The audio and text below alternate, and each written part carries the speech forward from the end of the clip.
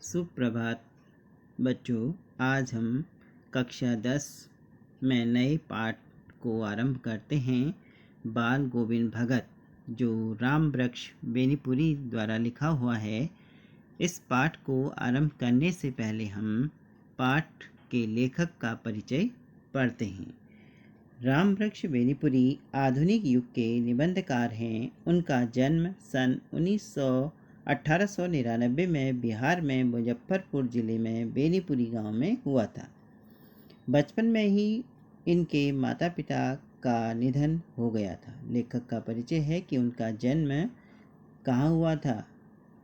बेनीपुरी गांव बिहार में हुआ था और बचपन में ही उनके माता पिता का निधन हो गया था। माता पिता की मृत्यु हो गई थी।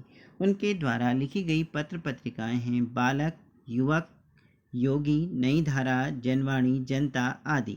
उनके द्वारा लिखी गई रचनाएं अम्बपाली, माटी की मूर्तें, चिंता के फूल, पैरों में पंख बांधकर। शैली जो उनके लिखने की शैली है वह है सहज, सरल और चित्रात्मक शैली। उनका देहावसान, उनकी मृत्यु सन 1968 में हुई थी। ये लेखक का परिचय था। अब हम पाठ की रूपरेखा देखते हैं। पाठ की रूपरेखा क्या है? बाल गोविंद भगत की जो पाठ है उसकी रूपरेखा इस प्रकार है। रेखाचित्र शैली में रचित इस पाठ के अंतर्गत लेखक ने एक ऐसे पात्र का चित्रण किया है, एक ऐसे पात्र को लिया है जो कबीर के आदेशों पर चलते हुए अपने जीवन का निर्वाह करता है। ग्रामीण परिवेश को चित्रित करने के साथ साथ इस पाठ में ग्रामीण संस्कृति को भी प्रस्तुत किया गया है।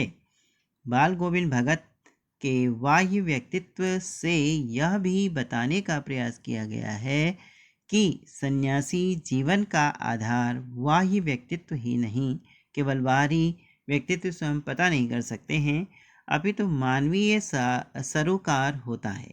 बाल गोविंद भगत के माध्यम से लेखक ने सामाजिक बुराइयों एवं रूढ़िवादी सोच पर प्रहार करते हुए मानवीयता की भावना को प्रतिपादित करने का प्रयास किया है। तो पाठ आप पढ़ेंगे अपनी बुक में। बाल गोविंद पाठ को आप ध्यानपूर्वक पढ़िए। उसके बाद बाल गोविंद पाठ को ध्यान से पढ़ने के तदुपरांत बाल गोविंद भगत अपनी किन चारित्रिक विशेषताओं के कारण साधु कहलाते थे, इस प्रश्न का उत्तर आप अपनी फेयर कॉपी में लिखेंगे। फिर हम